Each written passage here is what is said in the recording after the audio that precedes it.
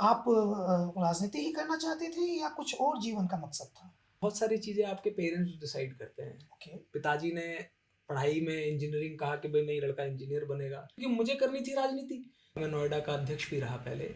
तो कोई महानगर अध्यक्ष नहीं रहा होगा उत्तर प्रदेश में इतनी कम उम्र का उस समय किसी राजनीतिक पार्टी में? समाजवादी पार्टी का जो संविधान है पार्टी का, उसमें भी ये था कि भाई उससे पहले 30 साल की उम्र से पहले जो लड़का रहेगा, नौजवान रहेगा, वो यूथ की राजनीति करेगा। तो वो चाहते थे कि एक पढ़ा लिखा व्यक्ति आए जिससे पार्टी की छवि सुधरे। तो सरकार के दिनों में तो आपका काफ़ी रुतबा-रुआब रहता होगा जब रुतबा रवाब तो सरकार का होता है। क्या-क्या मिला समाजवादी पार्टी में? निश्चित तौर पर मैं कहूँगा अखिलेश जी ने मुझे बहुत मौके दिए, बहुत मौके दिए। कांग्रेस में आप कब आए? मुझे लगभग 4-5 साल हो गए हैं कांग्रेस पार्टी में। आज तक किसी नेशनल पार्टी की इतनी इतनी हिम्मत नहीं हुई कि कोई खुल के ये कह सके कि नहीं भाई पिछड़े और दलितों के साथ गलत हुआ है, इनको आबादी के हिसाब से आरक्षण मिलना चाहिए। लेकिन आप देखिए राहुल गांधी जी ने कितना बड़ा ये डिसीजन लिया। तो इससे इससे ये पता चलता है कि आपके नेता का दृढ़ निश्चय कैसा है। राहुल जी ने अपने पहले ही भाषण में ये कहा कि आपको जातीय जनगणना जो है करानी पड़ेगी, हम करा के रहेंगे। और आपने चूँकि दोनों नेताओं के साथ काम किया है, राहुल गांधी और प्रियंका गांधी के साथ भी, तो दोनों नेताओं में आपको मोस्ट स्किल्ड या डिफरेंट स्किल्ड में क्या आपको अंतर दिखाई देता है? बेहतर कौन है? देखिए दोनों ही अपनी-अपनी जगह बेहतर हैं। प्रियंका जी जो मिलती हैं जब, तो प्रियंका जी जिस स्नेह से मिलती हैं, जिस अपनत्व से मिलती हैं, उसकी उसकी कोई कल्पना ही नहीं की जा सकती। भारतीय जनता पार्टी में कोई सोच सकता है कि प्रियंका जी मेरी पत्नी जब चुनाव लड़ रही थी, प्रियंका जी ने मेरी पत्नी को गले लगा लिया कि तुमने बहुत शानदार चुनाव लड़ रही हो। मेरी बेटी को अब जब चुनाव प्रचार में मेरी बेटी को प्रियंका जी ने अपनी गोदी में रखा हुआ है। ये अपनत्व कहीं मिलेगा आपको?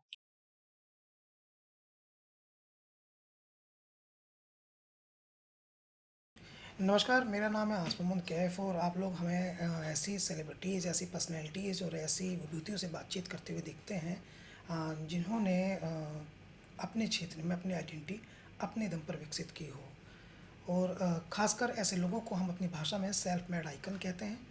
आज हमसे बातचीत करने के लिए जो शख्सियत हैं वो कम से कम आप उन्हें कांग्रेस पार्टी के सर्वश्रेष्ठ प्रवक्ताओं में से एक जरूर कह सकते हैं। टीवी डिबेट्स में अक्सर आप उन्हें देखते होंगे कि कितने कायदे से फैक्ट के साथ अपनी बात रखते हैं। ऐसे दौर में जब पत्रकारिता में टीवी पर जाने वाले पैनलिस्ट और वहाँ पर एंकरिंग कर रहे लोग सब पत्रकारिता की मजाक बनाकर रख दे रहे हैं, ऐसे समय पर ऐसे पैनलिस्ट जो फैक्ट के साथ अपनी बात कहते हैं सबको पसंद आते हैं। इसके साथ इनका अपना संघर्ष, इनका अपना जीवन और इनका नज़रिया वो भी काफ़ी अहम है। हमारे साथ अनिल यादव हैं जो कांग्रेस पार्टी के राष्ट्रीय प्रवक्ता हैं, शानदार हैं, बेहतरीन हैं और नौजवान हैं। बहुत स्वागत आपका। बहुत धन्यवाद कैप्टन, कैसे हैं बहुत अनिल जी धन्यवाद। आप? मैं बहुत अच्छा हूँ, आप कैसे हैं? बस ठीक है, शुक्र है। आप राजनीति ही करना चाहते थे या कुछ और जीवन का मकसद था? देखिए क्या होता है कि जो हम जैसे जो परिवार हैं उनमें बहुत सारी चीज़ें आपके पेरेंट्स डिसाइड करते हैं। ओके। पिताजी ने पढ़ाई में इंजीनियरिंग कहा कि भाई नहीं लड़का इंजीनियर बनेगा, हमें बीटेक करा दिया। बीटेक के बाद मैं एमबीए करने चला गया। और मुझे लगता है कि जब मैं राजनीति की तरफ आकर्षित हो रहा था, क्योंकि मैं छात्र राजनीति से जुड़ा हुआ हूँ और समाजवादी छात्र सभा का शुरुआत मेरी यहीं से हुई कि समाजवादी छात्र सभा का मैं नोएडा का अध्यक्ष भी रहा पहले। तो जब मैं राजनीति में जा रहा था या शुरुआत हो रही थी तो मेरे पिताजी बहुत नाराज़ होते थे। इनफैक्ट तो मेरी बीटेक भी कंप्लीट नहीं हुई थी, तो फाइनल ईयर था। तो चुनाव आ गया विधानसभा का और मैं विधानसभा के चुनाव में प्रचार करने के लिए चुपचाप से जाता था। मतलब कॉलेज, घर से कॉलेज के लिए निकलता था और एक जोड़ी मैंने कुर्ते पजामे भी सिलवा रखे थे, पीला कुर्ता था, मुझे आज भी याद है। तो उसको चुपचाप से रखवा के, बस मेरी मम्मी को पता था ये कुर्ता सिला हुआ है एक, तो उसको गाड़ी में रख के और चुपचाप से निकल जाते थे और कॉलेज ना जाने की जगह तो प्रचार में पहुंच जाते थे। और आप इत्तेफाक देखिए कि एक बार क्या हुआ कि प्रचार के दौरान, क्योंकि उस समय जो क्षेत्रीय जो पेपर होते हैं उनमें प्रचार की फ़ोटो ज़्यादा होती है, तो एक फ़ोटो में मेरी फ़ोटो एक अखबार में मेरी फ़ोटो आ गई। अब मेरे पिताजी ने वो फ़ोटो देखी और देख के उन्होंने कहा कि तुम जाते तो रोज़ हो बताओ कॉलेज, कहाँ चाहते ये हो? ये तुम्हारी ये बताओ फ़ोटो तुम चाहते कहाँ हो? कि तुम पहुँचते कहाँ हो? तो बड़ा उसके बाद बड़ा बड़ा बड़ी समस्याएँ मेरे लिए रही। उसके बाद उन्होंने कहा कि भई ये, मतलब उनकी ऐसी धारणा थी कि ये तो पढ़े लिखे लोगों का काम ही नहीं है और तुम क्यों पढ़ रहे हो, फिर पढ़ाई की क्या ज़रूरत है?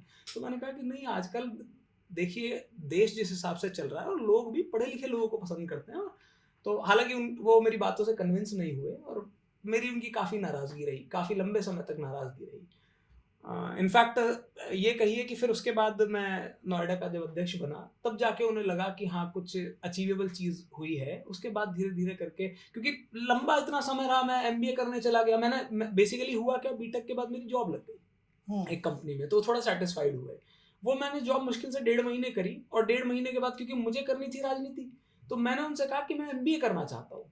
तो पढ़ाई के लिए वो मना नहीं कर पाए। तो मैं एमबीए करने के लिए उस कॉलेज में गया। वो पास ही में हमारे नोएडा में ही एक कॉलेज था, जानबूझ के, क्योंकि मुझे पता था कि वो समय मुझे राजनीति के लिए मिल जाएगा। तो उस समय में वो 2 साल जो थे, मैंने सक्रिय राजनीति में रहा और उसके बाद मैं अध्यक्ष बन गया। फिर जब आप थोड़ा-सा, मतलब आपको रिकॉग्निशन मिल जाता है, तो घर वालों को भी समझने में चीज़ें आसानी होती हैं। फिर वो धीरे-धीरे करके जब आप अध्यक्ष बने अनिल जी, तो उस समय आपकी उम्र कितनी थी? मैं 23 साल में अध्यक्ष बन गया था। 23 साल की उम्र में हाँ, अध्यक्ष मतलब बन बल्कि गए। 22 ही कहिए आप। 22 साल में मैं नोएडा का मेन बॉडी का अध्यक्ष बना और सपा की गवर्नमेंट थी, सपा का अध्यक्ष बना। उस समय सरकार थी। हाँ, उस समय सपा की महानगर सरकार अध्यक्ष थी, थे आप। महानगर अध्यक्ष बना। फिर जिलाध्यक्ष भी तो बने आप? नहीं, मैं बेसिकली क्या है कि नोएडा जो है वहाँ पर अध्यक्ष जो होता है उसे ही जिलाध्यक्ष कहते हैं सब लोग। जो कहते हैं वो उसी को जिलाध्यक्ष कहते हैं। तो नोएडा का मैं महानगर अध्यक्ष रहा। 23 साल की उम्र में। हाँ। तो कोई महानगर अध्यक्ष नहीं रहा होगा उत्तर प्रदेश में इतनी कम उम्र का उस समय किसी राजनीतिक पार्टी में? नहीं, बल्कि मैं आपको बताऊँ, किसी पार्टी में तो रहा ही नहीं, बल्कि जो समाजवादी पार्टी का जो संविधान है पार्टी का, उसमें भी ये था कि भई उससे पहले 30 साल की उम्र से पहले जो लड़का रहेगा, नौजवान रहेगा, वो यूथ की राजनीति करेगा। लेकिन मुझे सीधे अध्यक्ष बनाया गया। क्यों? अखिलेश जी ने मुझे अध्यक्ष बनाया। अब बेसिकली अखिलेश जी उस समय चाहते थे कि कोई पढ़ा-लिखा का व्यक्ति नोएडा, क्योंकि एक सेंसिटिव शहर है और नोएडा अगर आप कहें देखें तो इसे आप छोटा भारत कह सकते हैं। हर स्टेट का कोई थोड़ा बहुत व्यक्ति यहाँ पर आपको मिलेगा। भारत का छोटा रूप। हाँ, भारत का एक छोटा रूप कह सकते हैं इसको। तो वो चाहते थे कि एक पढ़ा-लिखा व्यक्ति आए जिससे पार्टी की छवि सुधरे। पार्टी जब, क्योंकि समाजवादी पार्टी की एक स्पेसिफिक शहर के लोगों में एक इमेज रहती थी। तो वो चाहते थे कि वो इमेज में बदलाव हो और उसके तहत उन्होंने मुझे अध्यक्ष बनाया और मैं अध्यक्ष बना। और उसके बाद तो देखिए क्या होता है कि जब आप नॉर्मल बैकग्राउंड से आते हैं, आप ऑर्डिनरी बैकग्राउंड से आते हैं, कोई पॉलिटिकल बैकग्राउंड नहीं होता और आप कोई ऐसी चीज़ अचीव कर लेते हैं, तो आपके फिर विरोधी भी शुरू हो जाते हैं। हाँ, तो क्योंकि जो लोग मैं समझता हूँ कि अगर मान लीजिए मेरा कोई पॉलिटिकल बैकग्राउंड होता, मेरे पिताजी, क्योंकि देखिए मैं बहुत आम परिवार से आता हूँ। मेरे दादाजी किसान रहे हैं, खूब खेती करी है। मेरे पिताजी ने साइकिल से दूध ढोया है। काफ़ी संघर्ष रहा है उन लोगों का अपनी जगह पे। और जब आप ऐसे बैकग्राउंड से आते हो और आप महानगर अध्यक्ष बन गए, तो बहुत सारे लोगों को बड़ी पीड़ा होती है और उन्हें लगता है कि वो आपको ना पचा नहीं पाते। अगर किसी विधायक का या सांसद का बेटा होता तो किसी को कोई समस्या नहीं होती। तो फिर वो साजिशों का दौर शुरू हो गया, साजिशें लगातार होती रही और फिर कुछ समय में फिर मैं हट भी गया।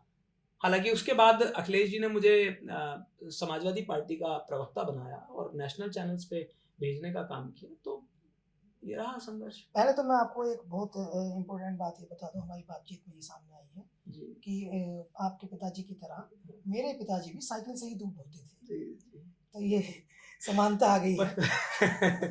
पश्चिमी उत्तर प्रदेश में अधिकतर ये लोगों का किसान, देखिए क्योंकि ना हाँ, जातियां, तो ये अब भारतीय जनता पार्टी आ गई है तो ज्यादा जातियां और धर्म और ये सब बातें होने लगी। नहीं तो पहले तो किसान कौम होती थी। किसान कौम। किसान ही अपने आप में कौम है, उसमें हिंदू भी है, किसान कौम मुसलमान भी है। कमेरा वर्ग। कमेरा वर्ग, बिल्कुल आपने ठीक कहा। किसान कौम कमेरा वर्ग। हाँ, अच्छा, तो कितने समय आप समाजवादी पार्टी में रहे? मैं समाजवादी पार्टी में लगभग 10 साल रहा हूँ। समाजवादी पार्टी में तो 9 साल के आसपास रहा और हूँ। महानगर अध्यक्ष कितने समय रहे? मैं 1 साल से कम समय रहा था।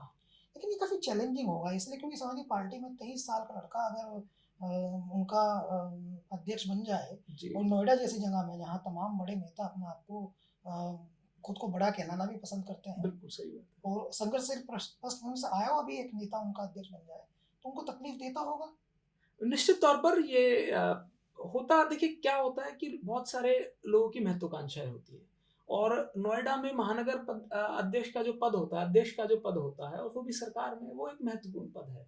आप पार्टी की नीतियां निर्धारित करते हैं, आप सब प्रोग्रामों के बारे में डिसीजंस लेते हैं, कौन पार्टी में किस पद पे रहेगा, बहुत सारी चीजें होती हैं जो आप डिसाइड करते हैं। तो निश्चित तौर पर एक चैलेंज तो थे ही, लेकिन मुझे लगता है क्योंकि युवाओं में बड़ा अच्छा मैसेज गया था उस समय पे और बहुत सारे युवा हम लोगों ने जोड़े, तो चैलेंजिंग भी था, और चैलेंज तो देखिए राजनीति का दूसरा नाम है। मुझे लगता है कि सबसे अगर कोई डिफिकल्ट काम और इनफैक्ट कहूँ तो थैंकलेस काम अगर कोई है तो ये पॉलिटिक्स का है। थैंकलेस मतलब आप किसी का काम करते हैं तो वो धन्यवाद देने भी नहीं आता। नहीं, ऐसा देखिए, हालांकि अपेक्षाएं भी नहीं होनी चाहिए। अपेक्षा भी नहीं होनी चाहिए। आप क्योंकि आप राजनीति में आए हैं तो ये आपने विचार बनाया है कि मैं दूसरों के काम करने के लिए आया हूँ, दूसरों की सेवा के लिए आया हूँ, तो बहुत आपको उम्मीद नहीं रखनी चाहिए कि बहुत आपको कोई धन्यवाद देने आएगा। लेकिन सबसे बड़ी समस्या क्या है कि अगर आपके 2 काम हो गए, 4 काम हो गए और 5वां नहीं हो पाया, तो और मेरे साथ मैंने तो देखा भी है, और अधिकतर सब राजनेताओं से आप किसी से भी बात करेंगे तो बताएंगे कि फिर उसके बाद लोग उस बात को तो भूल जाते हैं कि भाई मेरे काम हुए थे, लेकिन वो याद रहता है कि मेरा ये काम नहीं किया था आपने। और कई बार ऐसा होता भी है कि आप सब काम नहीं करा सकते होते, कुछ कानून के दायरे में नहीं होते हैं, कुछ ऐसे होते हैं कि कुछ मर्यादा के दायरे में नहीं होते हैं, बहुत सारी दिक्कतें होती है सामाजिक जीवन में, आप सब कार्य नहीं करा सकते। तो सरकार के दिनों में तो आपका काफी रुतबा रुआब रहता होगा, जब 2012 से 17 का टेन्योर था और आप अध्यक्ष थे, तो काफी सलाम बजते होंगे। देखिए देखिए क्या होता है कि ये तो रुतबा रुबाब तो सरकार का होता है, तो अब सरकार थी तो जाहिर सी बात है रुतबा रुबाब कह लीजिए उसे, या आप ये कह लीजिए कि भाई प्रशंसक भी बहुत हो जाते हैं आपके, जैसे आपके आपसे खार खाने वाले लोग होते हैं, ऐसे ही प्रशंसक भी होते हैं। तो दोनों तरफ चलता है। दोनों तरफ चलता है उतने उससे, क्योंकि सरकार थी इसीलिए तो लोगों के पेट में भी बहुत ज्यादा दर्द हुआ। अगर सरकार नहीं होती तो शायद नहीं होता। गुड। और समाजवादी पार्टी में रहते समय जी आपको प्रदेश प्रवक्ता भी बनाया, टीवी चैनल्स पे भी भेजा, जी जी। क्या क्या मिला समाजवादी पार्टी में? देखिए समाजवादी पार्टी ने निश्चित तौर पर मैं कहूँगा अखिलेश जी ने मुझे बहुत मौके दिए, बहुत मौके दिए। मैं नोएडा का, पहले मैंने बताया कि मैं छात्र सभा का अध्यक्ष रहा, और छात्र जीवन की राजनीति से सीधे मुझे मेन बॉडी में ले आए। उसके बाद जब वो साजिशों का दौर शुरू हो गया तो उसके बाद उन्होंने देखा कि जब नहीं हो पा रहा था, आए दिन अलग अलग तरह की चीज़ें, अलग अलग तरह की साजिशें पहुंच रही थी, तो फिर उन्होंने मुझे प्रवक्ता बना दिया। और प्रवक्ता के बाद वो जो साजिश करता है उनके पेट में और दर्द हो गया, क्योंकि आप बड़ा चेहरा बन गए, तो टीवी पे आने लग गए। और फिर ऐसा रहा कि वो जो डिबेट्स थी वो भी उन्हें उन्हें लोगों ने बड़ा सराहा भी। लोगों ने कहा कि आप फैक्ट्स पे बात करते हो, आप अच्छी बात करते हो, आप किससे लड़ते नहीं हो, किसी को आप शब्द नहीं कहते। तो वो साजिशें जो हैं और बढ़ गई। तो उसके बाद अब क्योंकि देखिए साजिशें होती हैं तो आपको फिर ड्रॉबैक उसके होते हैं, आपको उसका रिजल्ट भी झेलना पड़ता है। क्या रिजल्ट था? रिजल्ट तो मैं तो हालांकि उनको धन्यवाद दूंगा साजिशकर्ताओं को, क्योंकि आज उनकी वजह से है कि मैं कांग्रेस पार्टी का हिस्सा हूँ। मुझे यहाँ कांग्रेस पार्टी का को टीवी पर रिप्रेजेंट करने का मौका मिला। और इतना योग्य व्यक्ति जिसको 23 साल की उम्र में महानगर अध्यक्ष बना रहे हैं, और जो बीटेक कर चुका है, एमबीए कर चुका है, बढ़िया पर्सनैलिटी है, खूबसूरत चेहरे मोहरे से है, समाजवादी पार्टी ने जाने दिया उसको यूं ही? देखिए क्या होता है कि मैं समझता हूँ कि जब साजिशें होती हैं तो वो उस पे किसी का कंट्रोल नहीं होता, और जिस समय पे क्या साजिश की, किस तरीके की बात आपको कही गई, तो वो तो मैं नहीं जानता हूँ। हालांकि मैं तो कह रहा हूँ कि, और मैं समझता हूँ कि नेगेटिव बातों को तो करना भी नहीं चाहिए। साजिशकर्ताओं की तो बात वैसे भी नहीं होनी चाहिए, नेगेटिव लोगों की जितनी कम बात हो उतना बढ़िया है। लेकिन मैं उनका धन्यवाद इसलिए करता हूँ कि आज उनकी वजह से ही, अगर वो नहीं करते तो मैं शायद आज भी समाजवादी पार्टी में होता।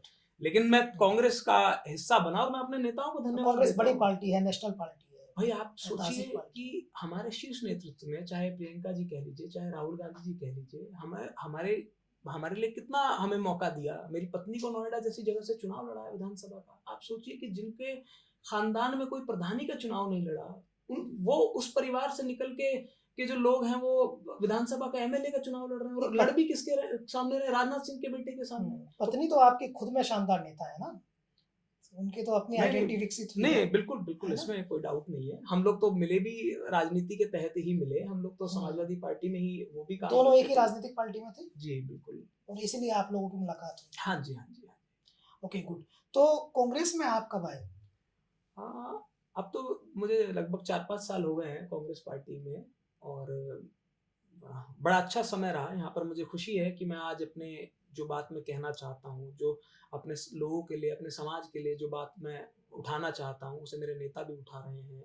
वो पिछड़ों की बात करते हैं, पिछड़ों के अधिकार की बात करते हैं, दलितों की जातीय अधिकार जनगणना की बात करते हैं। आप सोचिए कैफ भाई, आप ये सोचिए कि देखिए क्षेत्रीय दल जो हैं वो जब जब अगर जाति की बात करते हैं तो उन्हें पॉलिटिकली फायदा होता है, चाहे कोई भी हो, कोई भी हो।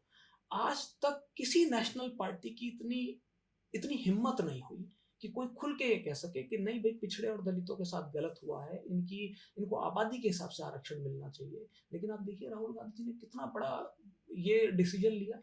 आज से पहले कभी कोई किसी राष्ट्रीय पार्टी का कोई नेता नहीं कह पाया घूम घूम के कहा, गाड़ियों से घूम घूम के कहा, और इनफैक्ट आप सोचिए कि सदन में कहा, सदन के बाहर कहा, टीवी पे कहा, टीवी से बाहर कहा। आप सोचिए कि उसके बाद चुनाव के जो परिणाम थे वो विपरीत आए, हमारे पक्ष में नहीं आए, और उसके बाद उन्होंने वो लाइन नहीं छोड़ी। तो इससे इससे ये पता चलता है कि आपके नेता का दृढ़ निश्चय कैसा है। उनकी पार्टी के जो, जैसे कांग्रेस पे एक आरोप लगता है, जो बहुजन समाज पार्टी लगाती है या समाजवादी पार्टी भी लगाती है, तमाम लोग भी कहते हैं कि उसमें ब्राह्मणवादी मानसिकता के नेताओं की भरमार है, और ऐसी परिस्थितियों में राहुल गांधी का ये स्टैंड लेना, ये चौंकाता तो है। देखिए, मैं समझता हूँ कि हर पार्टी में हर तरह के लोग होते हैं, लेकिन ये निश्चित तौर पर आप ये जो बात आप कह रहे हैं वो काफी हद तक बड़ा डिसीजन रहा होगा राहुल जी के लिए। Big decision, very big decision. मतलब आप एक तरफ पिछड़ों की बात कर रहे हो, दलितों की बात कर रहे हो, उसके बाद लोकसभा का चुनाव होता है, परिणाम जो है उस हिसाब से नहीं आते हैं, विधानसभाओं के चुनाव होते हैं, उसके बाद भी परिणाम नहीं आते हैं आपके पक्ष में, लेकिन आपने वो मुद्दा नहीं बदला। इससे क्या पता चलता है? इससे पता चलता है कि आप वाकई में पिछड़े दलितों का उत्थान चाहते हैं, आप सिर्फ राजनीतिक फायदे के लिए उनकी बात नहीं कर रहे। और इससे बड़ा क्या बात होगी? और उस जब ये लड़ाई लड़ी जा रही है, उसमें जब ये यज्ञ हो रहा है पिछड़े दलितों के उत्थान के लिए, उसमें अगर 2 आहुति मुझे देने का मौका मिल रहा है, तो मैं अपने आप को सौभाग्यशाली समझता हाँ, ये तो आपने अच्छी चर्चा कर दी। आप तो अनिल जी, अभी हम देख रहे हैं कि किसी ने मुझसे कहा था ये बात, ये तो पॉडकास्ट में बात सामने आ गई हूँ। जी। कि साहब, हमको ऐसा लग रहा है कि अगले 10 से 15 सालों में,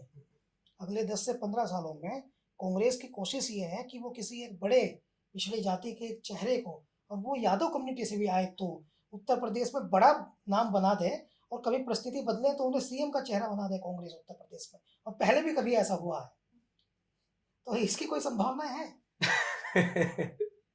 देखिए, भविष्य की गोद में क्या लिखा है ये कोई नहीं जानता। लेकिन कांग्रेस की लाइन यादवों, अभी देखिए ना, ये ओबीसी का उन्होंने प्रदेश अध्यक्ष बनाया, वो यादव है, मनोज यादव। उनके जो प्रदेश महासचिव है संगठन के, वो अनिल यादव हैं, और आप उनकी पार्टी के राष्ट्रीय प्रवक्ता हैं, और इस बात की बहुत संभावना है कि उत्तर प्रदेश में भविष्य में आप चुनाव भी लड़ सकते हैं। तो इसका ये सब चीजें जो हैं, वो हम पत्रकारों को तो समझ में आती है ना, आप ना कहें अपनी जुबान से, लेकिन हमें तो दिखता है। नहीं, असल में आप जब देख रहे हैं ना, तो उसे उस चश्मे को थोड़ा नैरो करके देख रहे हैं। आप सिर्फ यादवों को देख रहे हैं। आप देखिए कि हमने पिछड़ों को भी मौका दिया। हमारे उत्तर प्रदेश से पासी हैं, सुशील पासी हैं, वो राष्ट्रीय सचिव बने। हमारे जो प्रभारी हैं प्रदीप नारवाल हैं, वो दलित जाति से आते और हैं। दोनों, वो भी हाँ, सुशील पासी भी एससी से ही है। हाँ, हाँ, हाँ, बिल्कुल, बिल्कुल, आप ठीक कह रहे हैं। धीरज गुजर तो हमारे वो तो, प्रभारी हैं, वो भी गुजर हैं, ओबीसी हैं। कितने एक हमारे स्थानीय। धीरज गुजर हैं तो, मगर वो मास लीडर नहीं है, वो मैनेजमेंट के लीडर हैं। नहीं, ऐसा नहीं है। वो व्यक्ति तो चुनाव जीते हुए व्यक्ति हैं, और देखिए राजनीति में अभी आप चुनाव जी वो तो बहुत चंद वोटों से हारे हैं, तो ऐसा तो नहीं कहा जा सकता कि वो लोगों के नेता नहीं है। वहाँ क्षेत्र में लोगों के नेता हैं। ये तो क्योंकि दिल्ली में सबका परसेप्शन खराब कर दिया जाता है, तो इसलिए वो खराब हुए हुए परसेप्शन के बारे में आप कह रहे हैं। हम्म। अच्छा, ये एक सवाल है अनिल जी, इससे ये भी पता चलेगा, चूंकि पॉडकास्ट में ये सब चीज़ें चलती रहती हैं, जी। क्योंकि हम आपका राजनीतिक ज्ञान भी देख रहे हैं, आपको समझना भी चाहते हैं, लोगों को समझाना भी चाहते हैं। तो अभी 2022 में कांग्रेस पार्टी ने उत्तर प्रदेश में एक कैंपेन शुरू किया था, जी। लड़की हूँ लड़ सकती हूँ। उससे शानदार कैंपेन हाल फिलहाल की राजनीति में 10-15 साल में, वो 2017 में राहुल गांधी अखिलेश यादव का चुनाव भीड़ खींच के लाया था, 2 लड़के, यूपी के लड़के। तो बड़ा अच्छा कैंपेन था वो 2022 वाला। जी। लड़की हूँ लड़ सकती हूँ, बड़ा महत्वपूर्ण सवाल है ये। तो लड़की हूँ लड़ सकती हूँ, और प्रियंका गांधी उस समय सबसे सक्रिय नेता थी, और ये कहने में कोई गुरेज नहीं है कि समाजवादी पार्टी को, कांग्रेस पार्टी ने जो काम किया उसका समाजवादी पार्टी को मुख्य विपक्ष होने के नाते लाभ पहुंचा। ये भी जेन्युइनली बात है, इसको सब मानते हैं।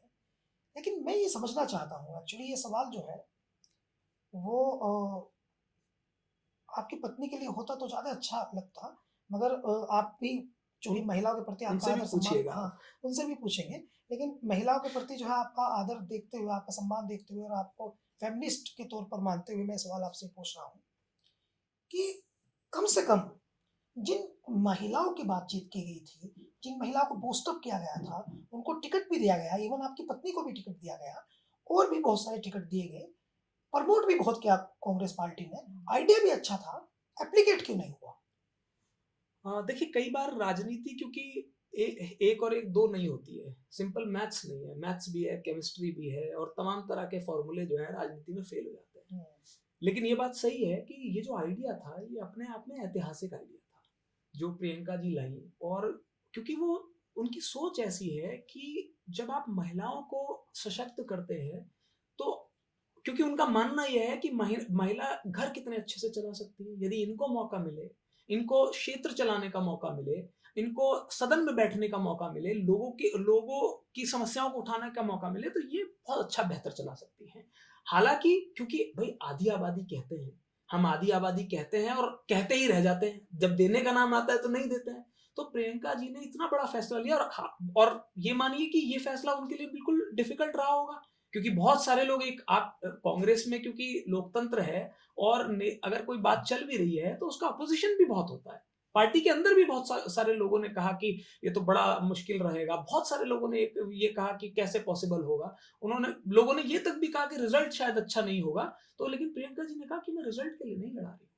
हुँ, उन्होंने कहा कि मैं रिजल्ट के लिए नहीं लड़ा रही हूँ, मैं तो माताओं को, बहनों को ये एहसास दिलाना चाहती हूँ कि आप भी उतने ही इम्पोर्टेंट हैं। आप आधी आबादी सिर्फ कहने के लिए नहीं। और आपको याद होगा उस समय ऐसे मामले आए थे कि एक महिला जो है पर्चा भरने जा रही थी तो भारतीय जनता पार्टी के नेताओं ने उसकी साड़ी खींच दी थी, हुँ, पर्चा फाड़ दिया था, तमाम तरह की इस तरह की घटनाएँ आ रही थी। तो वो उन खासकर उन महिलाओं के लिए ये मैसेज देना चाहती थी कि आप असहाय नहीं हैं, आपके लिए हैं। आपके लिए प्रियंका गांधी हैं। अगर अगर आप वाक़ई में राजनीति में कुछ करना चाहती हैं, तो आपको मायूस होने की ज़रूरत नहीं है, आपको मौका मिलेगा, बशर्ते आपकी कैसी पृष्ठभूमि हो। आप देखिए ना हमारे कैंडिडेट्स कैसे-कैसे रहे। मतलब जिनके कोई पॉलिटिकल बैकग्राउंड नहीं, जो बेचारी महिलाएँ आज उससे पहले कभी राजनीति में नहीं आईं, घर सँभालती थी, उनके साथ कोई हादसा हो गया, उन सब महिलाओं को मौका दिया। तो मुझे लगता है कि रिजल्ट देखिए। और ये कांग्रेस की खूबसूरती है और खासकर प्रियंका जी की मैं इसे बड़प्पन कहूंगा क्योंकि राजनीति में अधिकतर राजनेता सिर्फ राजनीतिक लाभ के लिए काम करते हैं। ये बड़ी बात है कि प्रियंका जी ने क्योंकि उनके जो एडवाइजर्स थे उन्होंने कहा कि इसका शायद चुनाव में परिणाम अनुकूल नहीं होगा, इसका विपरीत रिजल्ट हो जाएंगे, लेकिन उसके बाद भी उन्होंने अपना डिसीजन नहीं चेंज किया। तो मैं समझता हूँ कि जब ऐसे नेता देश की राजनीति में होंगे तो निश्चित तौर पर देश की जो तरक्की की जो स्पीड है वो कई गुना बढ़ लेकिन 2022 में जितनी सक्रियता प्रियंका गांधी की थी जाएगी। और 2025 अब है, तो उस सक्रियता की उत्तर प्रदेश आवश्यकता महसूस कर रहा है, क्योंकि हाल-फिलहाल की स्थिति में ऐसा लगता है, थोड़ा-सा कठिन सवाल है लेकिन राजनीतिक सवाल है, हाल-फिलहाल की स्थिति में ऐसा लगता है कि उत्तर प्रदेश का जो नेतृत्व है, उसको वो कम सक्रिय है। नहीं देखिए, सक्रियता ऐसा नहीं है कि सक्रिय नहीं है। आज भी वो संगठन के लोगों से मिलती हैं, संगठन के लोगों से बात करती हैं, जानती हैं उत्तर प्रदेश में क्या हो रहा है। कोई भी मुद्दा होता है उसको प्रखरता से उठाती भी हैं। अब क्योंकि वो एक जगह से सांसद हैं, तो उस जब आप जनप्रतिनिधि होते हैं किसी क्षेत्र के, तो ज़ाहिर-सी बात है कि उस क्षेत्र के प्रति आपका एक एक भाव भी होता है और आप उस क्षेत्र के लोगों के प्रति कुछ ज़िम्मेदारी होती है। तो वो उसमें भी घिरी रहती हैं। तो समय तो भई 24 घंटे ही है सबके पास, तो ऐसा नहीं है, वो निरंतर सक्रिय हैं। जब जिस-जिस प्रदेश में चुनाव होता है, उसके सारी चीज़ें देखना, वो सब देखना बड़ा काम है। तो क्योंकि उन्होंने वो स्पेसिफिकली तब यूपी की इंचार्ज थी, तब आप और आप दोनों यूपी से हैं, तो हमें ऐसा लग रहा है कि उस समय उनका ध्यान यूपी के पर ही था। आज तो वो राष्ट्रीय महासचिव हैं और पूरे भई भारत को देख रही हैं।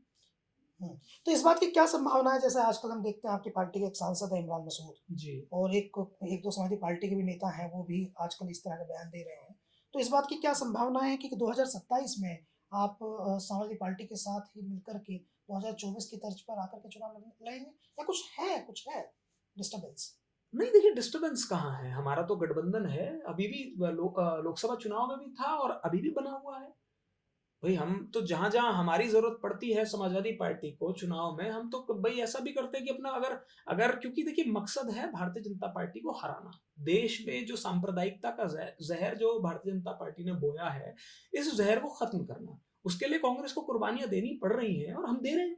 कई बार ऐसा मौका हुआ है कि हम कैंडिडेट भी नहीं खड़ा करते। कि सिर्फ जिससे कि भाई वोट जो है डिवाइड ना हो, जिससे कि भारतीय जनता पार्टी को हराया जा सके। तो गठबंधन है तभी तो कर रहे हैं ऐसा। नहीं, आपके सांसद कह रहे हैं कि 80-17 का फॉर्मूला अब नहीं चलेगा और हम लोग जो है वो खैरात नहीं लेंगे। देखिए, आप किसी भी पार्टी के कार्यकर्ता से पूछेंगे, चाहे इमरान भाई हो, चाहे मैं हूँ, और हमसे पूछेंगे कि भाई कितनी सीटें मिलनी चाहिए, तो मैं कहूँगा ज़्यादा से ज़्यादा। और आप सपा के भी किसी कार्यकर्ता से पूछेंगे, किसी नेता से पूछेंगे, वो भी चाहेंगे कि भाई ज़्यादा से ज़्यादा सीटें उनको मिलें। तो बतौर कांग्रेस पार्टी के नेता हम तो चाहेंगे ही ना कि ज़्यादा से ज़्यादा सीटें मिलें, तो इसमें इमरान भाई कहाँ गलत कह रहे हैं। तो लेकिन क्या होगा, ये तो शीर्ष नेतृत्व डिसाइड करेगा लास्ट में बैठ के किसको कितनी सीटें मिलनी है। तो इमरान जो कह रहे हैं वो गठबंधन की नींव को कमजोर नहीं कर रहा है। नहीं, मैं समझता हूँ, देखिए सबके अपने विचार हैं। और कांग्रेस में थोड़ी ज्यादा इंडिपेंडेंस है। नहीं, ये तो आप ये देखिए ना कि हम भारतीय जनता पार्टी तो है नहीं कि जहां पर सिर्फ वन मैन शो है, सिर्फ दो लोग बोलेंगे। हमारे यहाँ तो लोकतंत्र है। मैं आपने मुझसे कितने कितने कठिन सवाल पूछ रहे हैं, मैं आपको जवाब दे रहा हूँ, जो मैं फील करता हूँ वो बता रहा हूँ। ये कठिन कठिन कठिन सवाल तो नहीं पूछे। अब पूछ लीजिएगा तो, क्योंकि मुझे मुझे ये पता है कि मेरी पार्टी में बोलने की आजादी है। मैं जो जो फील करता हूँ, जो महसूस करता हूँ, उसे मैं आपसे साझा कर सकता हूँ। और ये हर पार्टी में नहीं होती है, इसलिए मैं बार बार धन्यवाद दे रहा हूँ कि भाई मैं उन लोगों का धन्यवाद करता हूँ जिनकी वजह से मैं आज नहीं, कांग्रेस में एक्चुअली आप टीवी पे जब बोलते हैं तो आप मोस्टली भारतीय जनता पार्टी पर ही बात करते हैं ना, तो इसलिए मुझे लगा कि आपका आज सपा और कांग्रेस के बारे में बात हो जाए। भाजपा तो आपका फेवरेट सब्जेक्ट से बोलना आपको बहुत पसंद है। नहीं नहीं, आप किसी पे भी सवाल पूछिए। ये तो देखिए, मैं फिर वही कहूंगा कि चलिए एक पूछ लेता हूँ जी सवाल जी आपसे। जी जी तो ये जो आप डिबेट में जाते हैं और भारतीय जनता पार्टी के प्रवक्ताओं को आप कड़ी टक्कर देते हैं जी। और उनको जो है आप बहुत फैक्ट से तर्क के साथ अपना बात रखते हैं, तो ये जो आप इस आपका पसंदीदा एंकर कौन है जो आपको बोलने का मौका देता है, आपकी बात कहने देता है? देखिए क्या होता है कि आपने ऐसा सवाल पूछा है, और आज के जिस समय में पत्रकारिता चल रही है, तो वो कहते हैं ना कि आपको को बुरों में से चूज करना है, खराब में से चूज करना है कि कम खराब कौन है। तो ऐसा नहीं है। देखिए, मैं तो समझता हूँ कुछ अच्छे भी एंकर हैं, कुछ कुछ ऐसे भी हैं जो भारतीय जनता पार्टी के प्रवक्ता की जरूरत ही नहीं होती, उसका काम खुद ही कर देते हैं। तो ऐसे में किसी व्यक्ति विशेष का नाम लेना ठीक नहीं होगा, लेकिन मैं तो ये मानता हूँ जो भी जो कार्य कर रहा है उसकी कोई ना कोई मजबूरी रही होगी। नहीं तो 2014 से पहले के आप उनके चेहरे देखिए। 2014 से पहले वो सरकार से पूरा गिरेबा में झांक कर सवाल पूछते थे, गिरेबा पकड़ के सवाल पूछते थे। तो और पत्रकार का काम भी यही है भाई आप। लेकिन आज उल्टा हो गया है। आज जो है, आज सवाल विपक्ष के गिरबान पकड़ के पूछे जाते हैं। ऑपरेशन सिंदूर पे भी बात होती है तो हमसे सवाल पूछे जाते हैं कि आप भाई, आप क्यों पूछ रहे हैं। हम यही तो पूछ रहे हैं कि वो आतंकवादी कहाँ हैं जिन्होंने हमारे लोगों को, निहत्थे लोगों को मार दिया। हम यही तो पूछ रहे हैं कि आपकी इतनी कड़ी सुरक्षा होने के बाद आप कहते हैं परिंदा भी पर नहीं मार सकता है, इतना हमारा सुरक्षा चाक चौबंद है, उसके बाद कैसे वो आतंकी घुस गए। हम यही तो पूछ रहे हैं 400 किलो आरडीएक्स कैसे आ गया। अब ये सवाल पूछने के बदले, जवाब के बदले हमसे वो पत्रकार महोदय ये पूछ रहे हैं कि आप सवाल क्यों पूछ रहे हैं। तो आपकी पार्टी डिमांड कर रही है लंबे समय से कि विशेष सत्र बुलाया जाए सदन का। हाँ, नहीं बुलाया जा रहा है, हाँ। तो क्यों क्यों नहीं बुलाया जा रहा है? आपको क्या लगता है, आपका क्या विचार है इस पर? देखिए, दुर्भाग्य है, हम लोग जो सदन बुलाने की, विशेष सत्र बुलाने की मांग कर रहे हैं, कोई नई मांग नहीं है। कभी भी देश पे कोई आपत्ति आती है, कोई विपत्ति आती है, और उस विपत्ति के बाद तुरंत ये काम, चाहे भारतीय जनता पार्टी के नेता रहे हों, अटल जी रहे हों, कोई भी पार्टी, कभी भी पार्टी सरकार में रही है, सरकार का काम होता है कि उसके बाद विशेष सत्र बुला के उस मुद्दे पर ब्रीफ किया जाए, बताया जाए कि भाई ये हमारे, हमने अचीव किया, ये हमारा नुकसान हुआ।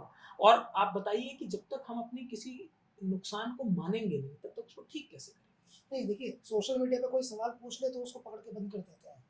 टीवी पे कोई सवाल पूछ नहीं रहा बिल्कुल ठीक बात है ना, बिल्कुल ठीक वो संसद में पूछने नहीं दे रही। बिल्कुल सही बात। तो ये तीनों परिस्थिति जो है, इन तीनों परिस्थितियों को कारण, आप जो क्या? आपने कारण पूछा, देखिए, हाँ, अच्छा एक बात बताइए, हाँ, अगर सवाल से कौन डरेगा, जिसके पास जवाब नहीं होगा। आज सरकार के पास जवाब नहीं है। अगर जवाब होता तो मोदी जी, हमारे तो मोदी जी बोलने में कितने माहिर हैं। आप जानते हो, तो सबसे ज्यादा काम जो पसंद करते हैं वो बोलना। तो क्योंकि सवाल का जवाब नहीं है, इसलिए ये सत्र नहीं बुलाने दिया जा रहा है। क्योंकि हमारे सवालों के डिबेट्स में जवाब नहीं है, इसलिए हमें एंकर बोलने नहीं देते। तो यही है। और सवाल का जवाब होता तो बड़ा, आप देखिए, मोदी जी भाषण प्रिय हैं, उसमें कोई बात नहीं। देश में एक बहुत गंभीर घटना हो गई है, बड़ी दुर्घटना हो गई है कल। जी एयर इंडिया का विमान जो जी है जी वो क्रैश हो गया और बड़ी संख्या में लोग जो हैं वो मासूम लोग, उन्होंने अपनी ज़िंदगी को खो दिया। तो एयर इंडिया को लेकर के लंबे समय से सवाल उठते रहे हैं कि एयर इंडिया का जो सिस्टम है वो इम्प्रूव नहीं हो रहा है, विमानों की हालत ख़राब है। तो एयर इंडिया को लेकर के बहुत लोग पूछते रहे हैं कुछ ना कुछ। तो सवाल तो ये भी है। अब आपने क्योंकि ऐसा मुद्दा आ, शुरू किया है जो वाकई में, क्योंकि कल की घटना है कल और की जो जो तस्वीरें आ रही थी वो वाकई में इतनी दर्दनाक थी। किसी का पूरा परिवार खत्म हो गया, कोई अपने बच्चों से मिलने जा रहा था, तमाम तरह की, मतलब हर व्यक्ति की एक कहानी है और वो कहानी उस एक्सीडेंट के बाद खत्म हो गई। लेकिन उस पर जवाबदेही कुछ ना, कि क्या टेक्निकली एरर आए, क्या समस्या हुई, ऐसे नॉर्मली ऐसा नहीं होता है, तो कहीं ना कहीं कोई खराबी तो रही। आप देखते हैं दुनिया, मतलब हम तो दिल्ली में बैठे हैं, यहाँ पर एयरपोर्ट पोर्ट से लोग लाखों लोग ट्रैवल करते हैं, ऐसा तो नहीं होता, तो कुछ ना कुछ तो कमी है।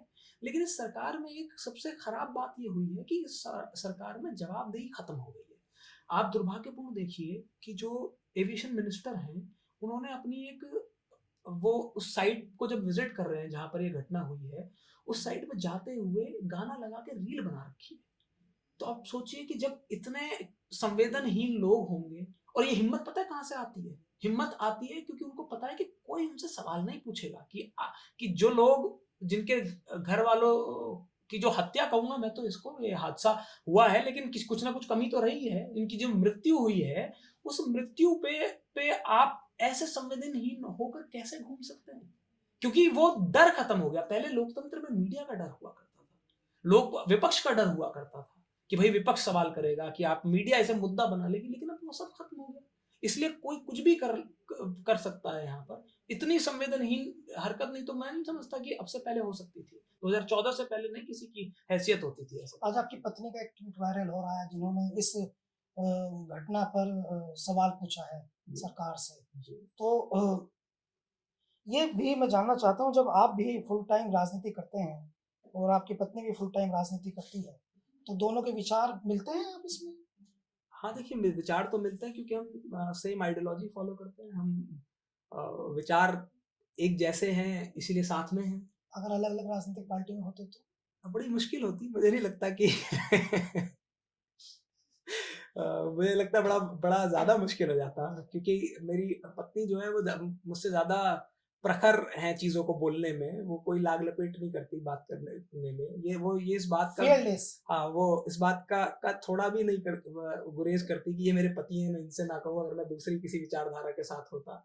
तो वो जितना भारतीय जनता पार्टी को या जितना दूसरे विचारधारा के लोगों को कहती हैं, समझाती हैं, उतना ही मुझे भी कहती है। तो इसलिए ये हम सेम आइडियोलॉजी में विश्वास रखते हैं, इसीलिए साथ में मैं कांग्रेस पार्टी के साथ है, हमारी आइडियोलॉजी हम मैच करती है, जैसा हम सोचते हैं, जैसा हम करना चाहते हैं, सेम कांग्रेस पार्टी चाहती आप राहुल गांधी जी के करीबी हैं और आपकी पत्नी जो है प्रियंका गांधी जी के करीबी हैं, तो दोनों ने एक मजबूत सिरा पकड़ा हुआ है। है।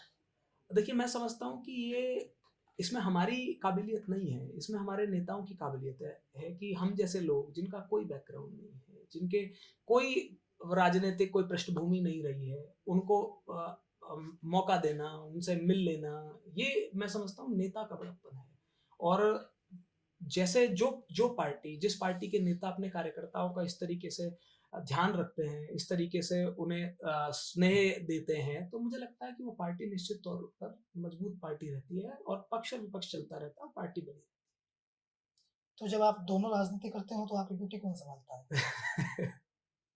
देखिए क्या है कि जो बेटी संभालने वाली बात है ना, ये जिम्मेदारी नहीं है कि भाई, ये एक एक्सपीरियंस है। और ये मान के चलिए कि जैसे अब मैं यहाँ पर हूँ, वो घर पे है, या वो बच्ची, क्योंकि अब स्कूलों की छुट्टियां पड़ी हुई हैं, तो वो बच्ची के साथ हैं, तो अगर वो आपके यहाँ पर होती, वो आपसे बात कर रही होती, तो जाहिर सी बात है कि मैं वहां पर होता, मैं बच्ची के साथ जा रहा होता जहां भी जाना होता उसके साथ में। नहीं, जनरल ये सवाल उठता है ना कि भाई हाँ आजकल जो है वो दोनों पेरेंट हाँ। जो है वो जब कामकाजी हैं जी जी। तो वो बच्चों को कैसे संभाल पाते होंगे, और जब दोनों पॉलिटिशियन हैं, हाँ, मैं समझ गया आपकी बात। दोनों पॉलिटिशियन हैं तो बहुत कठिन स्थिति होती है। अच्छा, मेरा जो जवाब है ना, उससे आप भी काफी रिलेट कर पाएंगे, क्योंकि मैं जिस परिवार से आता हूँ, हमारा बड़ा परिवार है।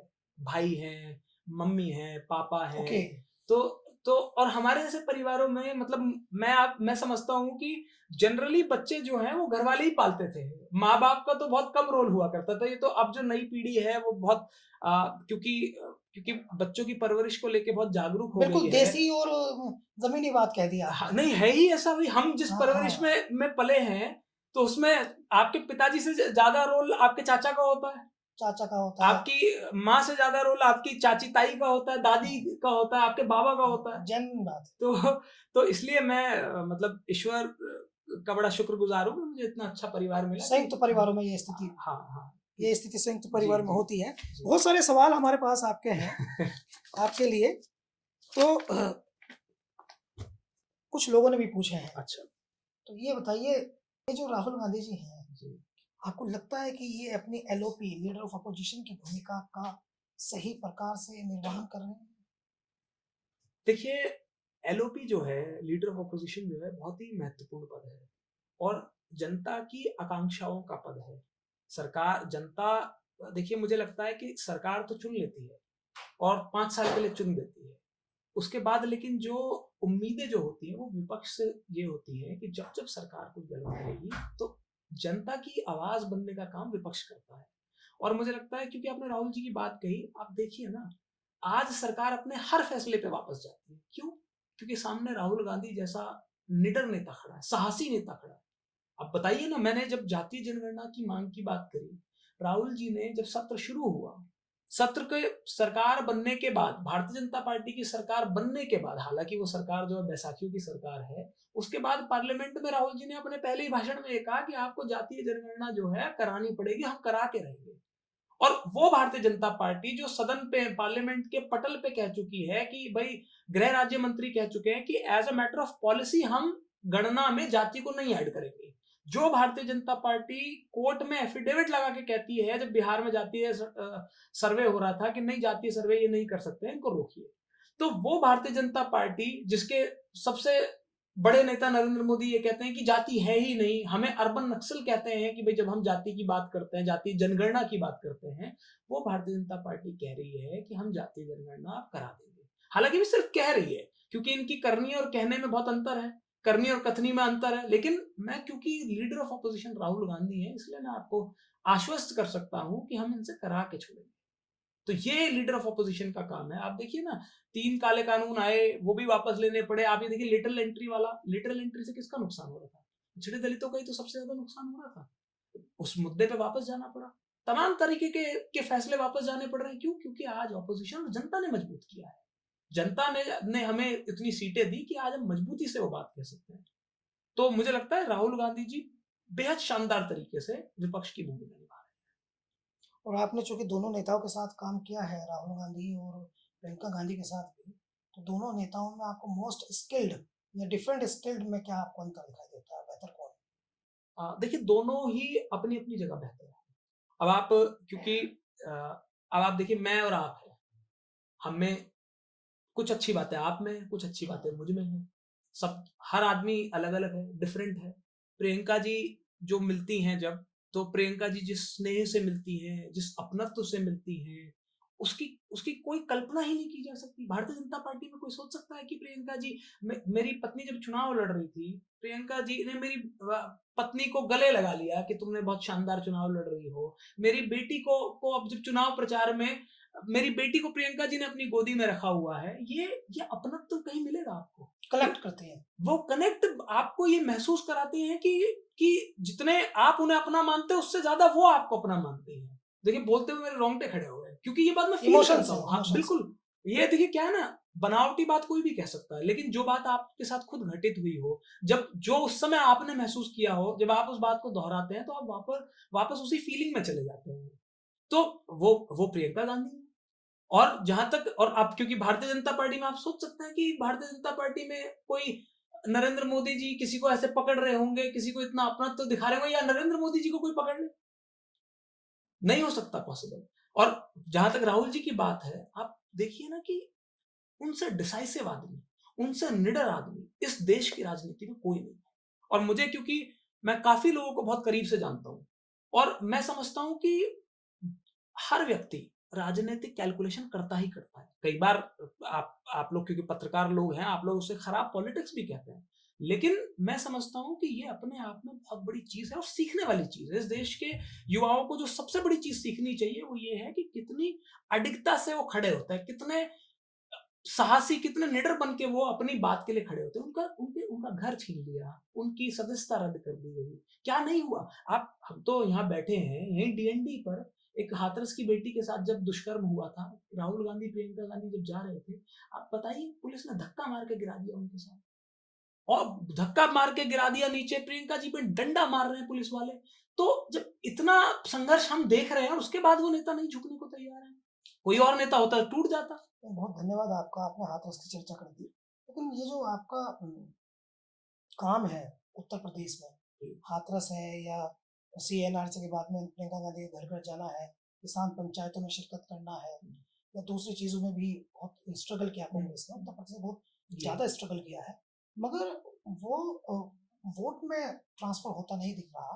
तो यूपी में कांग्रेस के स्ट्रांग होने का क्या फॉर्मूला है? देखिए क्या होता है, कई बार बहुत सारी चीज़ें ऐसी होती हैं कि वो वोट में कन्वर्ट नहीं हो पाती। बहुत सारी अच्छी बातें होती हैं, बहुत सारा संघर्ष होता है और हमने देखा, आप उस समय का उस कार्यकाल को याद कर लीजिए, कोई ऐसा मुद्दा नहीं है। किसी बेटी के साथ, चाहे हाथरस हो, चाहे उन्नाव हो, चाहे सोनभद्र हो, मतलब आजमगढ़ हो, लखनऊ हो, कहाँ पर प्रियंका जी नहीं गई? पश्चिम में कितनी सक्रिय रहे और अ, लेकिन रिजल्ट उसके विपरीत आए।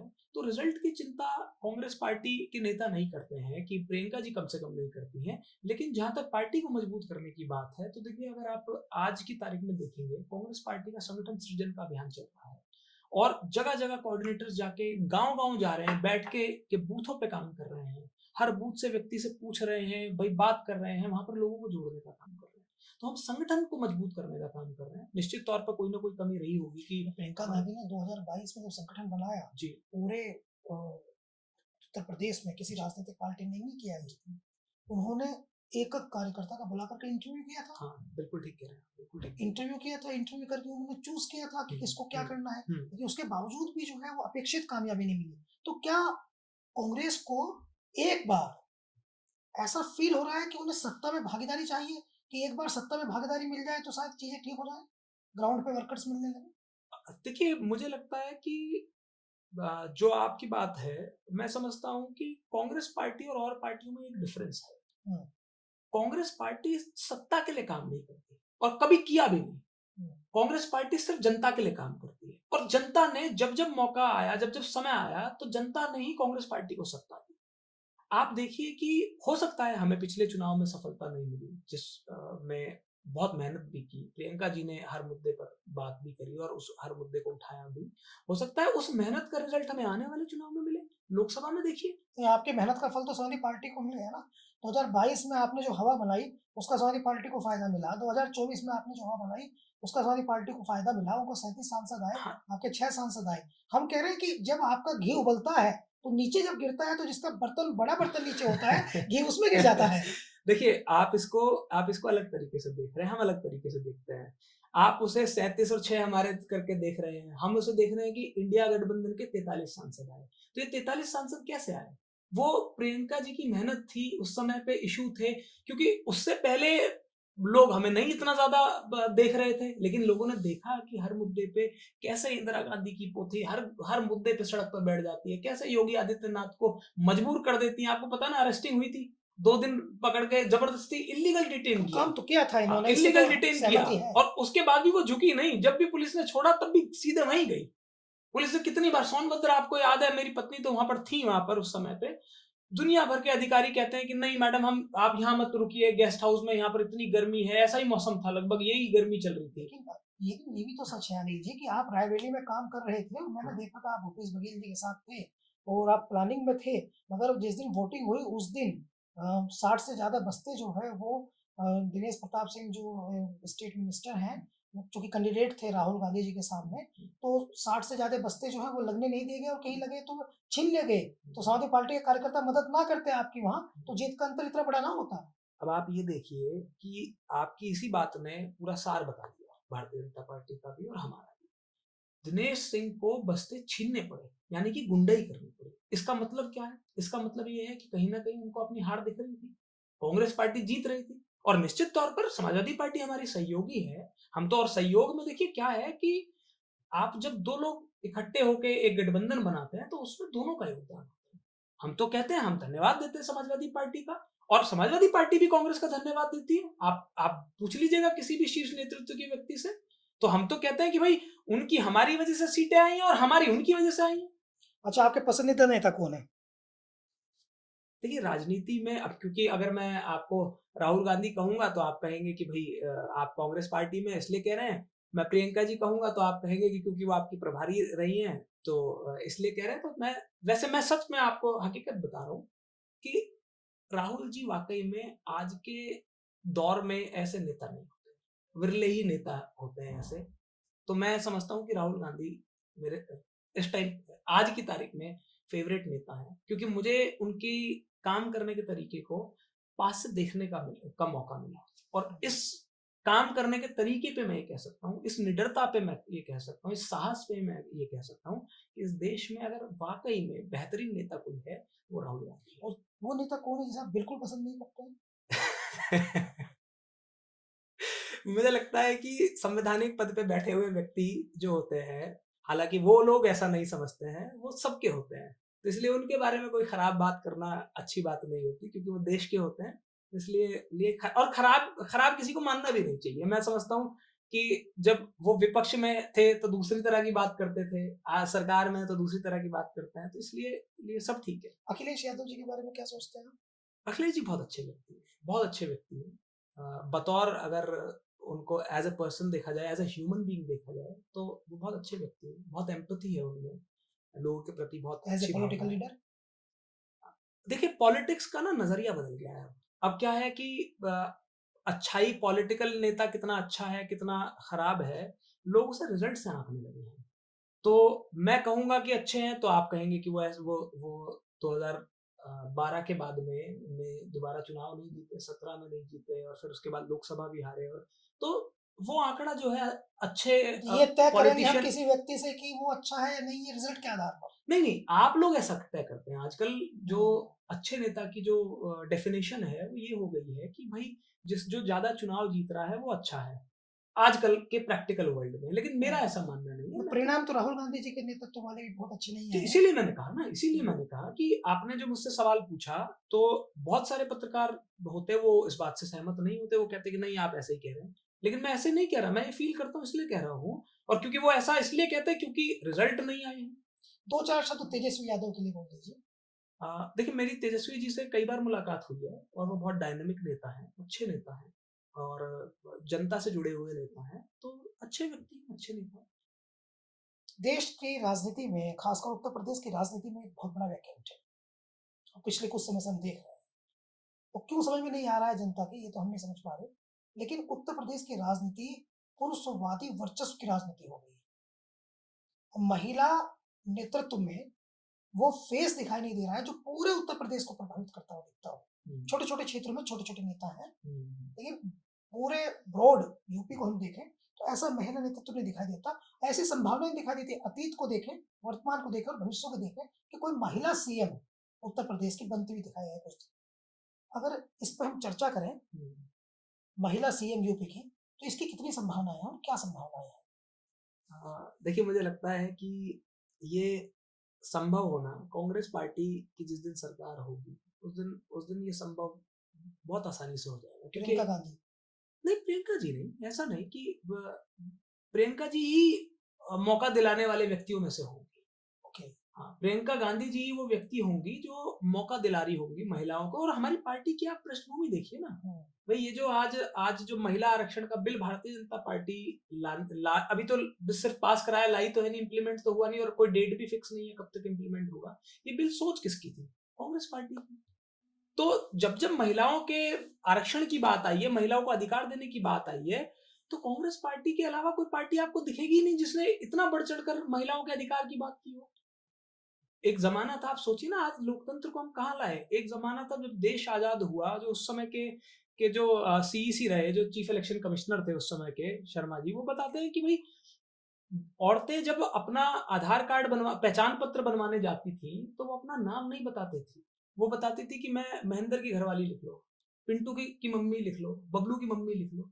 उस स्थिति से यहाँ तक लेके आने में जो कांग्रेस का योगदान है, उसको कोई बुलाया थोड़ी जा सकता है। आप लाख गालियां दे दीजिए, क्योंकि मीडिया आपके हाथ में है। आप जितनी इंफॉर्मेशन चाहते हैं उतनी ही सर्कुलेट होती है नीचे। आम आदमी अपने रोजमर्रा के जीवन में व्यस्त है, तो वो सिर्फ उतना देखता है जितना टेलीविजन उसको दिखाना चाहता है। तो हो सकता है कि हम परसेप्शन की लड़ाई में कई बार वो बातें नीचे रह जाती हैं। लेकिन आप आज भी देखिए ना, अगर हम बात करें, इस देश की बात करें, तो इस देश की जड़ों को मजबूत करने का काम कांग्रेस पार्टी ने किया। तो उस स्थिति से, महिलाओं की उस स्थिति से आज ये स्थिति आई है कि आज भारतीय जनता पार्टी को महिलाओं के लिए आरक्षण लाना पड़ रहा है, क्योंकि कांग्रेस की सोच थी। हम उस पर सवाल पूछ रहे थे लगातार। तो कहाँ वो महिला जो अपने आप को महेंद्र की घरवाली बता रही थी, वो उसके लिए रास्ता साफ हो रहा है कि वो सदन में जाएंगी, लोकसभा में भी और विधानसभा में भी जाएंगी, और ईश्वर की शपथ लेकर, वो संविधान की शपथ लेकर अपने कर्तव्यों का निर्वहन करने की शपथ लेंगी। तो कितनी बड़ी बात ये सियासत के अलावा भी कुछ और आता जाता है आपको? क्रिकेट विकेट, है। फिल्म विल्म, गाना वाना? मैंने असल में मैं क्रिकेट भी खेला है काफी समय तक, स्कूल टाइम तक खेला है क्रिकेट। और क्रिकेट तो हम सब लोग, जितने जो भी बच्चे हैं किसान परिवारों के, ये उन सब ने खेला ही होता है। मैं दूध बहुत अच्छा निकालता हूँ। भैंस का दूध बड़ा अच्छा निकालता हूँ। गाय गाय से क्योंकि लात ज्यादा मारती है, तो इसलिए गाय से मुझे डर रहा हमेशा। लेकिन मैं दूध भी अच्छा निकाल लेता हूँ, अच्छा और से मतलब आखिरी डोका तक निचोड़ लेते हैं। आखिरी डॉक्टर तक। हाँ। हाँ, ये चौधरी महेंद्र सिंह टिकैत का एक बहुत मशहूर डायलॉग आपने बातचीत में कह दिया। टिकैत जो है वो उन्होंने ऐतिहासिक तौर पर भारत का सबसे बड़ा धरना दिया था, जो सीसीएस यूनिवर्सिटी मेरिट कमिश्नरी में चला था। तो उस समय उनका ये था कि भाई हम तो आखिरी डोका तक निचोड़ लेंगे, आखिरी डोका तक। बिल्कुल सही तो बात आप है। मतलब आखिरी डोका मतलब जो लास्ट में हाँ, बिल्कुल। दूध की बूंद बचती जो है। एक लास्ट आखिरी जब होता है, जब लगता है कि अब सब खत्म हो गया है, तब भी आखिरी बार उसे एक लास्ट ट्राई करा जाता है। उसमें इतना सा दूध आता है, वो ये 2 बड़ी बूंद होती महत्वपूर्ण है। बात है। तो पूरा निकाल देते हैं, क्या नहीं, बात असल है। में देखिए क्या है ना, पृष्ठभूमि तो किसान की ही रही और है। पंजों पे बैठकर दूध निकालते हैं एड़ी से। तो बड़ी गहरी बात पूछी है। नहीं, चूंकि हम भी दूध वाले हैं, आप भी दूध वाले हैं, तो हाँ। जो दूध वाले बात कर रहे हैं तो वही सवाल पूछेंगे। नहीं, नहीं, वो तो जब देखिए क्या है ना, फ्लो में आप बैठे होते हैं। अब आप तो, जब आपको आदत पड़ जाती है, तो आप पंजे और एड़ी तो उसके लिए होती है जो नया-नया सीख रहा होता है। हाँ, नहीं, मैं यही तो देखना चाहता हूँ हाँ। कि आपके पास सिर्फ शाब्दिक है या स्किल भी है। नहीं, नहीं, नहीं, बिल्कुल। इसमें तो कोई कहने वाली बात ही नहीं है। इसको तो, ये तो काम रहा है, इसमें क्या बात अच्छा, कई बार ऐसा हुआ कि ये गांव में हमने देखा है कि लोग जो है वो कच्चा दूध, जो ताजा दूध होता है उसको है। पी लेते हैं। हाँ, ये ये तो ज्यादा फायदेमंद होता है क्या? अब आजकल की जो साइंटिफिक चीज़ें हैं, सोशल मीडिया का ज़माना है। अब आप हमारी दादी से पूछेंगे तो 4 बातें आपको सुनाएँगी, 4 बातें मुझे सुनाएँगी कि ये बताओ, डॉक्का के लिए भी ऐसे कह रहे हैं, ठीक है? क्योंकि पहले तो उसको बड़ा ये अ, कि ऐसा किया जाता था। हमने तो देखा है, हमारे साथ तो हुआ है कि भई आप दूध निकाल लेते हैं जब, उसके बाद जो लास्ट के जो आखिरी जो वो होते हैं, तो वो आप घर के छोटे बच्चे के लिए एक ग्लास में लाके फटाफट से उसे निकालते हैं और उसको कहते हैं कि ये दूध पिला दो इसको। तो वो बड़ा पौष्टिक माना जाता था उस समय में। लेकिन जो साइंस जो कहती है, जो आजकल की जो बायोलॉजिकल चीज़ें हैं, जो रिसर्च है, वो उतना सही नहीं मानती। तो अब अपने ज़माने के हिसाब से चीज़ें बदल रही हैं, तो हम भी ऐसे ही समझते हैं, हम भी मैंने ऐसे तो ही आज ही बाबा रामदेव की एक वीडियो देखी है हाँ, जिसमें वो सोयाबीन से पनीर बना रहे हैं। अब हम सब तो ये बाबा रामदेव जो है, बाबा ये रामदेव कुछ भी कर सकते हैं, देखिए। ये व्यापारी है या साधु संत है कुछ? देखिए, बाबा रामदेव की तो वही जाने कि वो क्या है, उनकी महिमा वही जाने। वो सोयाबीन से पनीर बना सकते हैं, वो पनीर से उल्टा सोयाबीन ना बना दें, पनीर से सोयाबीन। तो उनका गुड। वही जाने। तो आपका पसंदीदा फिल्म स्टार कौन है? मैं बहुत फ़िल्में नहीं देखता, लेकिन मुझे शाहरुख खान बहुत अच्छे लगते हैं। और मुझे पसंदीदा फिल्म? अ, शा बाज़ीगर बड़ी अच्छी फ़िल्म रही है। और फ़िल्म में मैं ऐसा हूँ कि बैठ गया, कहीं कोई देख रहे हैं तो मैं देख रहा हूँ, वो गा, नहीं देख रहे तो कोई नहीं गाना देख वाना रहे। पसंद है जो याद रहता हो? असल में मुझे ना, मतलब देखिए, मैं अच्छी चीज़ों को एप्रिशिएट करता हूँ। कुछ ठीक है, कोई आप अच्छा गाते होंगे, मैं आपके पास आपकी कंपनी में बैठा हूँ, तो मुझे बड़ा मज़ा आएगा। अच्छी चीज़ें जानने का। और देखिए क्या है ना, ये गाना, फ़िल्में, ये सब जो है ये बड़े ना प्रिविलेज्ड लोगों को मिलती है। अब ये तो पिछले कुछ 5-10 साल से नोएडा की हुँ। हालत चेंज हो गई है। नोएडा की 10 साल से पहले 15 साल पुराना नोएडा आप नहीं तो आपने देखेंगे, काफ़ी संघर्ष किया है, राइट? तो 15 साल पुराना नोएडा ये थोड़ी था। ये तो आज चीज़ें बदल गई हैं, आज आज कपड़े ऐसे पहनने हैं, ये चीज़ें, ये जूता ऐसा होना चाहिए, ये गाड़ी होनी चाहिए, ये सब चीज़ें 15 साल पहले नहीं थी। 15 साल पहले तो आप ये देखिए कि ऐसा होता था कि साल में 2 बार आपके कपड़े बनते थे, और एक जैसे अगर मान लीजिए हम 3 भाई हैं, तो एक ही तरह के, एक ही दर्जी से एक ही थान के कपड़े आते थे, एक ही थान आता था, उसके 3 हिस्से होते थे कि भई ये इनके लिए बनेंगे। तो ये परिस्थितियाँ रही हैं, ये जो आप जो हॉबीज़ की बात कर रहे हैं ना, ये बड़ी, हम जिस उम्र में हॉबी डेवलप कर रहे होते हैं ना, वो उम्र तो हमारी इसी में चली गई, संघर्ष में चली कामों गई। में ही चली गई। हुँ। तो और हॉबी डेवलप हुई तो ऐसे ही हम दूध निकाल लेते हैं। तो यही हॉबी है, यही हॉबी है यही कि खेल है। यही खेल है। ठीक है, हुँ, आप भई, हुँ। हालाँकि मैं कुछ दिन अखाड़े भी गया, मैंने कुश्ती का भी कोशिश करी, लेकिन मेरे पिताजी ने मना कर दिया। हम लोगों को बड़ा कोशिश ये करी गई कि ये पढ़ाई की तरफ ज़्यादा रहे, तो इसलिए बहुत फ़िल्मों पे भी बड़ा पापा का प्रतिबंध रहता था कि भई इतने ही समय टीवी देखेंगे, इतने ही। पापा का भी सख्त मिजाज है आपके? हाँ, हम सारे जितने भी परिवार के बच्चे हैं, कितने भाई-बहन हैं आप? हम 4 भाई-बहन हैं, और चारों बहुत डरते हैं पापा से। मतलब, हाँ, मतलब ये मान के चलिए कि अगर वो ऊपर आ जाएँगे तो हम नीचे पहुँच जाएँगे, वो, और आज भी वो नीचे रहेंगे तो हम दूसरे दरवाजे से पीछे से जाएँगे कि ठीक है, पकड़ के पूछ ना लें। तो वो डर तो, और मुझे लगता है कि अब मैंने तो, क्योंकि पश्चिम में मैंने अधिकतर सब जगह की एक ही कहानी है, मम्मी अपनी जो होती है, माँ से कोई नहीं डरता है, माँ से हम सारा गुस्सा, सारी नाराज़गी सब ज़ाहिर करते हैं, पिताजी से सबको बड़ा डर लगता है। सही है। तो बिग बॉस, तो बिग बॉस। हाँ, तो इसमें कोई कोई ऐसी बात नहीं है, ये तो हम सबके परिवारों में होती है। और लोगों के लिए थोड़ी बात विचित्र लगेगी, आजकल अलग-अलग जगह के लोग इस बात को बड़ा अचरज मानते हैं। तो इनफैक्ट मेरी पत्नी को भी बड़ा सरप्राइज़ होता था, वो भी कहती थी कि तुम जाके बात क्यों नहीं करते हो? मैंने कहा, अब मैं क्या बताऊँ? तो और वो भी काफ़ी चैलेंजिंग रहा ना? बड़ा देखिए, हैं?